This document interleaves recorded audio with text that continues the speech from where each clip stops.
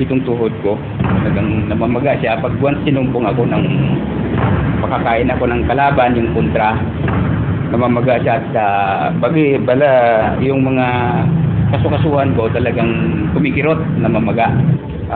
Bali, nag-upisa ito nung ako'y bata pa dahil sa bukid pa ako nakatrabaho bilang magsasaka po kami, lahat ng yung trabaho mo sa bukid at lapit ng ilog, pagkatapos ng trabaho maliligo, ito po nag-upisa yung aking arthritis.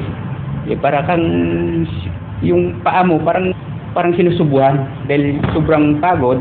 Almost 15 years na po itong aking gout arthritis. Namaga na po ito dahil PDI po ako ng jeep, driver po ako. Tapos nung pag-uwi ko, talagang siguro nakakain ako ng kalaban, yung mga munggo, yung baboy, yung laman loob ng baboy at manok. Once makakain ako noon, talagang kumikilo talaga yung mga kasukasuhan ko. At one time yun, talagang magang-maga yung tuhod ko. Talagang hindi ko nakalakad ng almost 3 days. Hindi ko talaga nakalakad. Ang niresita sa akin ng doktor yung Naproxen at saka yung Planax.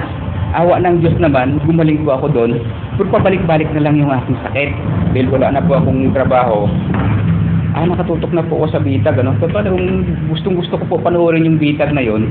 One time nga nagkahamunan po yung si Karen. Nag-usap pa kami ni Mrs. Sabi ko, iinom tayo ng herbal. Pupunta tayo doon. Tingnan natin. Tinawagan ko po 2 beses dito sa opisina. Yun, one time, pumunta kami ni Mrs. dito. Tapos, nagbili po kami ng herbal. Pero akala ko, yun na po yun. Sabi ko, tuloy-tuloy na po yun. Yun pala, after 2 weeks po ang reaction ng herbal sa akin dahil medyo mahina po ang immune system ko po daw. Nung nag-react na siya, namaga na. Oo, namaga na yung tuhod ko. Grabe. Sabi ko, paano to? Pala po gagaling ako dito. Yun pala, lalong lumala pa. Hindi ko po talaga ako nakalakad. Maga-maga to.